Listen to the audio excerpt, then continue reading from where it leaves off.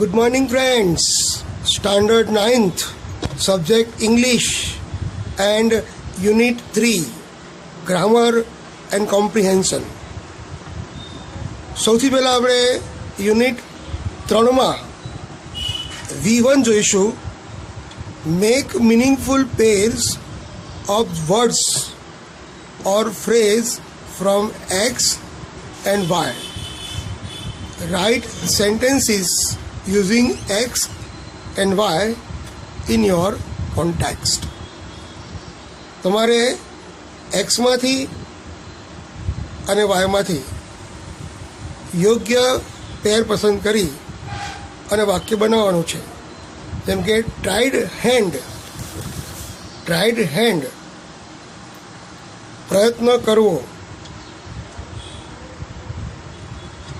At the violin, તો આ બંનેને આપણે જોડીને વાક્ય બનાવીએ તો I tried my hand at the violin.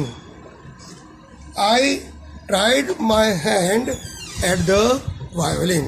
અહીંયા ટ્રાઈડ હેન્ડ છે એ એક્સ વિભાગમાંથી અને એટ ધ વાયોલિન એ વાય વિભાગમાંથી આપણે લીધો. હવે આગળ વધીએ. I played or practised guitar for many years. તો I played or પ્રેક્ટિસ્ડ A X વિભાગમાંથી લઈશું અને ગિટાર એ વાય વિભાગમાંથી લઈશું.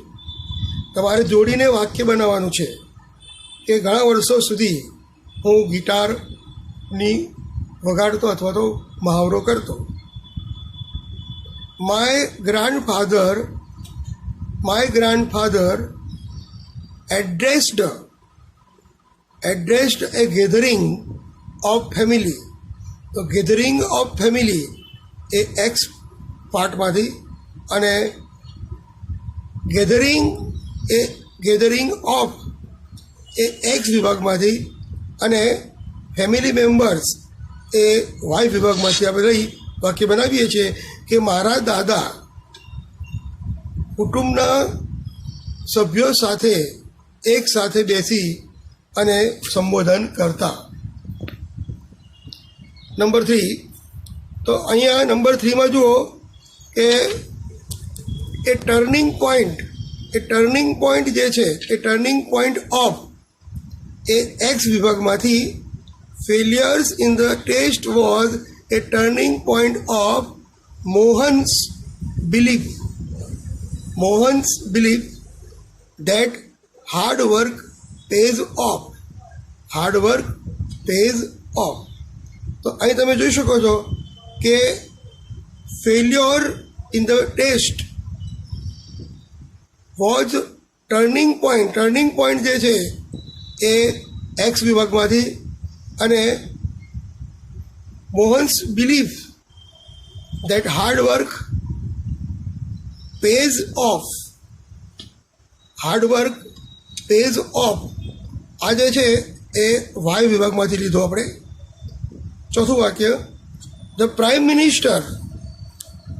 મિનિસ્ટર એક્સપ્રેસ્ડ વિભાગ X his vision for digital India. At the vision. તો વિઝન શું છે?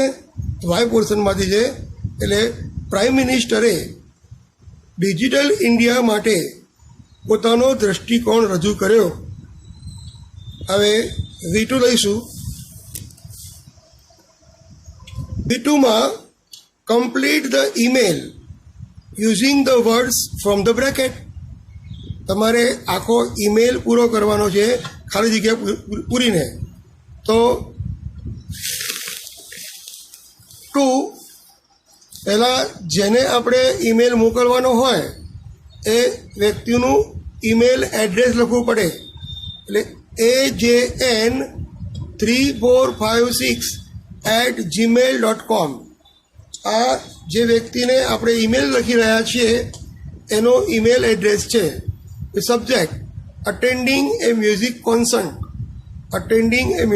કોન્સર્ટ એટલે કે સંગીતનો પાર્ટીમાં હાજર રહેવા બાબત. હાય અંજના, અંજના કેમ છે? I went to great musical concert last night. તો અહીંયા મ્યુઝિકલ જે છે સંગીત, તો ગઈ રાત્રે હું એક ભવ્ય સંગીતના સમારોહમાં ગઈ. કે હું ગઈ રાત્રે સંગીતના સમારંભમાં ગયો. આઈ એન્જોયડ ધ પરફોર્મન્સ એટલે કલાકારોની કૌશલ્ય, પરફોર્મન્સ ઓફ ધ આર્ટિસ્ટ, કલાકારોના પરફોર્મન્સ કૌશલ્ય જોયું. એસ્પેશિયલી મોહન, વિશિષ્ટ રીતે તો મોહનનું મેં વીણાવાદન જોયું, સાંભળ્યું. I was very much impressed by his style. તેની સ્ટાઇલથી હું ખૂબ જ પ્રભાવિત થયો. સો આઈ એમ ડિટરમાઇન્ડ એટલે નક્કી કરવું. So I determined to learn such an instrument to play on it future. મેં પણ ભવિષ્યમાં આ જ રીતનું સંગીતનું વાદ્ય વગાડવાનો, શીખવાનો પ્રયત્ન કરવાનો ઈરાદો કર્યો. As I am interested in music, કારણ કે હું સંગીતમાં રુચિ ધરાવું છું. Yours રુશિલ.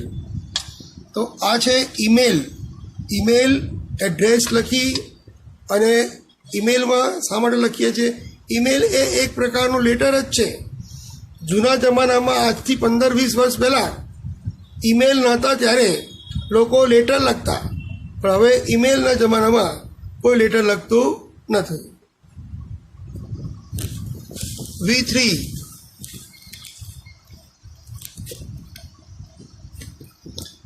underline the words with the nearest meaning. તો ઇનકોર્પોરેટનો અર્થ ઇન્ક્લુડ, સમાવેશ કરવો.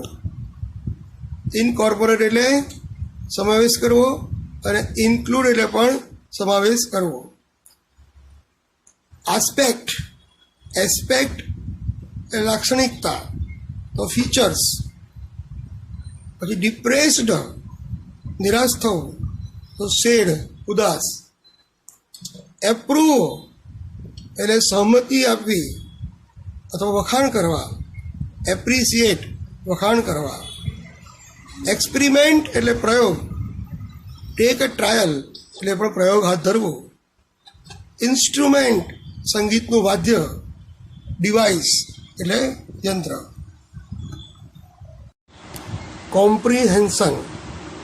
કોમ્પ્રિહેન્શનનો અર્થ થાય અર્થગ્રહણ કરવો. તો સે whether the statement are true or false, વિધાન સાથે છે કે ખોટા, એ તમારે કહેવાનું છે. તો મોહન લાઇક એટલે ધ ગિટાર. મોહનને ગિટાર વગાડવું ગમતું when he was 10 years old, જ્યારે તે 10 વર્ષનો હતો. Statement is false. મોહને 10 વર્ષ નહીં પણ બાળપણથી, તો અહીંયા વાક્ય વિધાન ખોટું છે. Mohan's father did not approve of his love for the guitar. મોહનને એના પિતાએ ગિટાર તરફનો તેનો ઝુકાવ વખાણ્યો નહીં, અથવા તો એને સહાય કરી નહીં. તો the statement is true. Mohan's brother, sister and nephew were praised at the gathering. જ્યારે સંગીતના જલસામાં મોહનના ભાઈ, એની બહેન અને એનો ભત્રીજો બધાએ ભેગા થઈને એના વખાણ કર્યા. તો સ્ટેટમેન્ટ ઇઝ ટ્રુ, સાચું છે. એકોર્ડિંગ ટુ વન રિમાર્ક, એક રિમાર્ક પ્રમાણે, એક સૂચન પ્રમાણે, sitar has depth of sound. સિતારમાં અવાજનો ખૂબ જ ઊંડાઈ હોય છે. સ્ટેટમેન્ટ ઇઝ ટ્રુ, સાચું છે.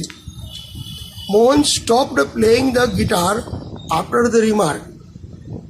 અને એ રિમાર્ક, એ અભિગમ ગિટાર વિશેનો સાંભળીને મોહને ગિટાર વગાડવાનું બંધ કર્યું. No, statement is false. Mohan Veena is not invented by Pandit Vishwa Mohan Bhatt. વિશ્વ મોહન ભટ્ટ એ પોતે જ મોહન હતા. મોહન વિના એમની જ હતી. The statement is false. એટલે આપણને અહીં નોટ ના આવવું જોઈએ. શું આવવું જોઈએ? મોહન વિના ઇઝ ઇન્વેન્ટેડ બાય પંડિત વિશ્વ મોહન ભટ્ટ. પણ અહીંયા નોટ લખ્યું છે એટલે statement false. Mohan followed his heart's passion. Mohan એની હૃદયની લાગણીઓને અનુસરતો. Statement is true. હવે C2માં જુઓ. Arrange this sentences in the proper order.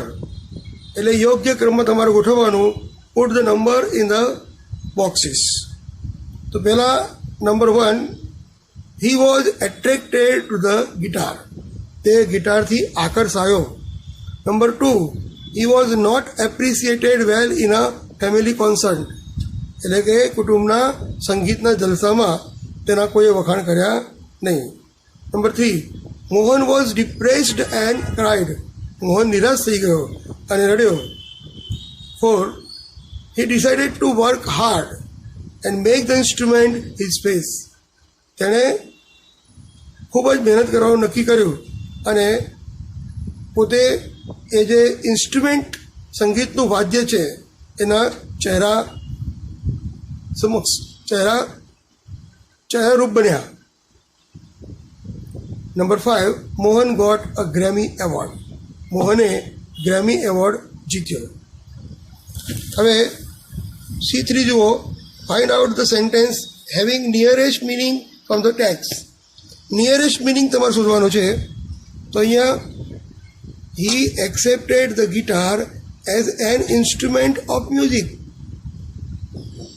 તો આમાં તમને he accepted the guitar as one instrument of music. તેણે ગિટારને સંગીતના એક વાદ્ય તરીકે સ્વીકાર્યું. તો no other instrument now in my life I want to play the guitar only. એટલે આપણે વાક્ય આપ્યું છે એ વાક્યને સમાનાર્થી વાક્ય શોધવાનું છે. Answer the questions. પ્રશ્નોનો જવાબ આપો. What did Mohan learn in his early age. બાળપણમાં મોહન શું શીખ્યો? તો Mohan learnt the violin and the sitar in his early age. Mohan પોતાના બાળપણમાં વાયોલિન અને સિતાર શીખ્યો. What was practised in Mohan's family. મોહનના કુટુંબમાં શેની પ્રેક્ટિસ કરાવાતી હતી? તો sitar, vocals and classical violin. Sitar, vocals અને શાસ્ત્રીય સંગીતની જેમ વાયોલિન, વીણા, આ જે હતા વેર પ્રેક્ટિસ્ડ ઇન મોહન્સ ફેમિલી. મોહનના ઘરમાં આ સાધનોની પ્રેક્ટિસ કરાવાતી. What do you know about Mohan's initial training. ઇનિશિયલનો અર્થ શું થાય? પ્રારંભિક, સૌ પ્રથમ, પ્રાથમિક એની જે તાલીમ હતી એ કેવી હતી? Initially Mohan was trained in a vocal music. પહેલાં એને વોકલ મ્યુઝિકમાં એને ટ્રેન કરવામાં આવ્યો. Then he tried his hand at is violin. પછી તેને વાયોલિન પર પોતાનો હાથ અજમાવ્યો. Later he learn the sitar. અને પછી સિતાર શીખ્યો. Make a list of some Indian musical instrument. ભારતીય સંગીત હજુ કયા ગયા છે? પહેલું છે હાર્મોનિયમ, બીજું છે સિતાર, ત્રીજું છે સરોદ, ચોથું છે વાયોલિન, પાંચમું તબલા, ઢોલક, વીણા અને ફ્લૂટ. ફ્લૂટ એટલે બંસરી, વાંસળી. Which instrument attracted Mohan the most. મોહનને કઈ સંગીતનું સાધન વધારે ગમ્યું? તો the guitar attracted Mohan the most. Guitar એ મોહનને ખૂબ જ આકર્ષ્યું. What did Mohan do to get success after the comments from the relatives? એના સગા સંબંધીઓએ જે નિંદા કરી, ટીકા કરી, એ પછી મોહને કઈ રીતે સફળતા મેળવી? તો મોહન ડબલ્ડ ઇઝ રિયાઝ, એને પોતાનો રિયાઝ બમણો કરી દીધો. And practised the guitar for about 10 hours a day. દિવસના રોજના 10 કલાક એણે ગિટારની પ્રેક્ટિસ કરવાનું શરૂ કર્યું. Number 7, what did Mohan do to invent the Mohan veena? Mohan veena શોધવા મોહને શું કર્યું? Mohan studied other aspect of the guitar. ગિટારનો બીજો પણ જે લક્ષણ હતું એનો અભ્યાસ કર્યો. And decided to incorporate the speciality, technique and sound of every instrument into the guitar. ગિટારમાં એને બધા જ ઇન્સ્ટ્રુમેન્ટના બરાબર સ્પેશિયાલિટી, ટેકનિક્સ અને અવાજનો અભ્યાસ કર્યો. He wanted something that gave the sound, એ એવી રીતે વગાડતો, and tune of the western guitar. પશ્ચિમના લોકો જે ગિટાર વગાડે એવું ગિટાર વગાડવા માટે એ પ્રયત્ન કરતો. But could be played like the Indian veena, પણ તે એની ઉપર પણ ભારતની વીણા વગાડી શકતો. Which two great achievement of Mohan have been mentioned in this relation? તો મોહનને કયા કયા 2 ઇનામો મળ્યા? તો ઇન્વેન્શન ઓફ મોહન વીણા અને વિનિંગ અ ગ્રેમી એવોર્ડ. ગ્રેમી એવોર્ડ યાદ રાખવાનું કે મોહને કયો એવોર્ડ મેળવ્યો? Grammy award. આપણે L3 લઈશું. Choose any word expressing manner from the box given below and tell your friend to select the correct sentence to fill the blanks. You can take help of your teacher to decide whether the sentence is true or false. તો અહીં જો પહેલાં આપણે કાઇન્ડલીનો ઉપયોગ કરીએ. When I broke my leg, જ્યારે મારો પગ તૂટ્યો, my friend Rohan kindly offered help to take me to the school on his bicycle. જ્યારે મારા પગ તૂટી ગયો હતો ત્યારે મારા મિત્ર રોહને એની સાયકલ ઉપર મને રોજ સ્કૂલે લઈ જતો. હવે અહીં તમને આપ્યું છે બેડલી. તો we lost the football match by 4-3. I don't think we played badly. અમે ખરાબ નહોતા રમ્યા, but the opposite team played really smartly. પણ જે વિરોધ પક્ષની જે ટીમ હતી એ બહુ સારી રીતે રમી. You are late and said Sneha angrily, where have you been here? Where have you been? તું ક્યાં હતી? તું મોડી પડી ગઈ છે. તો અહીંયા એંગ્રીલી, એંગ્રી એ ગુસ્સે થઈને. You are late said Sneha, સ્નેહાએ ગુસ્સે થઈને કહ્યું તું મોડી પડી ગઈ છે. Where have you been? તું ક્યાં હતી? I am sure that the plan of bank robbery was made secretly by the thief. ચોર દ્વારા બેંકની રોબરી કરવાનું, બેંકને લૂંટવાનું કામ એ ખૂબ જ રહસ્ય, ખૂબ જ છાનું પ્લાન બનાવ્યું. પણ એ ચોરે. You drive the car quite ડેન્જરસલી.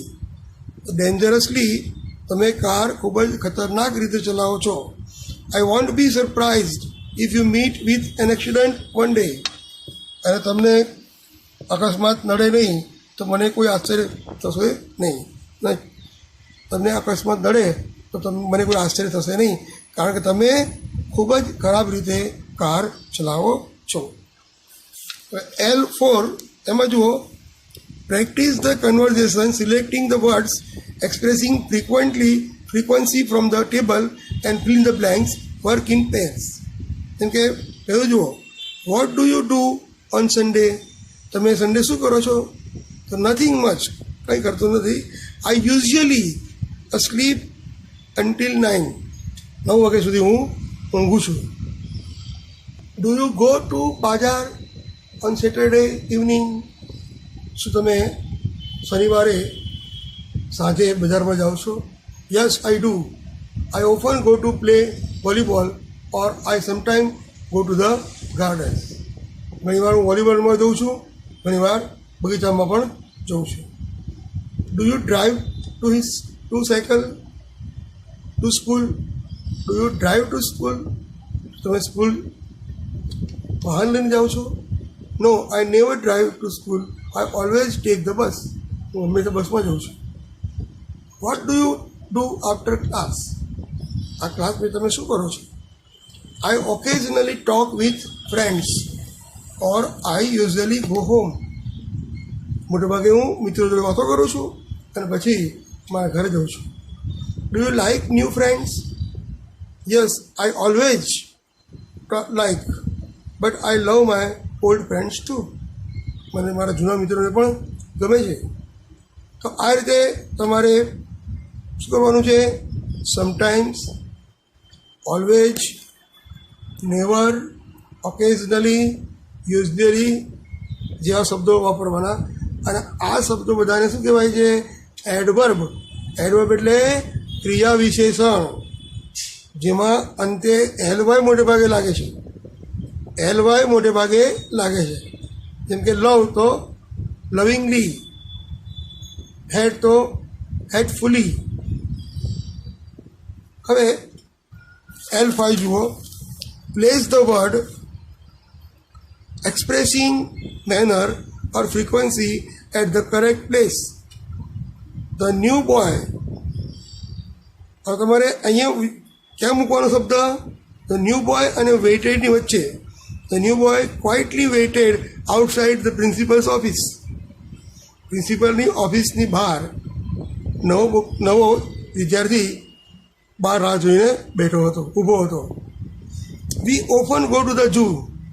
અમે વારંવાર પ્રાણી સંગ્રહાલયમાં જઈએ છીએ. And usually stay there for an hour or two. અમે 1 કે 2 કલાક માટે ત્યાં રહીએ છીએ, રોકાઈએ છીએ. શું આવશે? Usually. Mahesh fell down yesterday. Mahesh ગઈકાલે પડી ગયો. His new bicycle carelessly. He drove his bicycle carelessly. એ પોતાનું જે સાયકલ છે એ ખૂબ જ બેદરકારીથી ચલાવી રહ્યો હતો. Everyone should always be kind to the animals. એ શું આવશે? ઓલવેઝ. દરેક વ્યક્તિએ પ્રાણીઓ પ્રત્યે પ્રેમ રાખવો જોઈએ. તો શુડ અને બીની વચ્ચે આપણે મૂકવું પડે always. All students were surprised when he cried loudly in the class. લાઉડનો લાઉડલી. મિત્રો, આજે આપણે જે ભણ્યા એ તમારા નોટમાં લખી અને બરાબર પ્રેક્ટિસ કરો. આ બધું જ તમારા 10મા ધોરણની અંદર પૂછાય છે અને જે પૂછાય છે એ જ મેં ભણાવ્યું છે. એટલે તમારા નોટમાં લખી અને પ્રિપેર કરો. હવે મળીશું નેક્સ્ટ લેક્ચરમાં. C you again in the next lecture. Bye bye.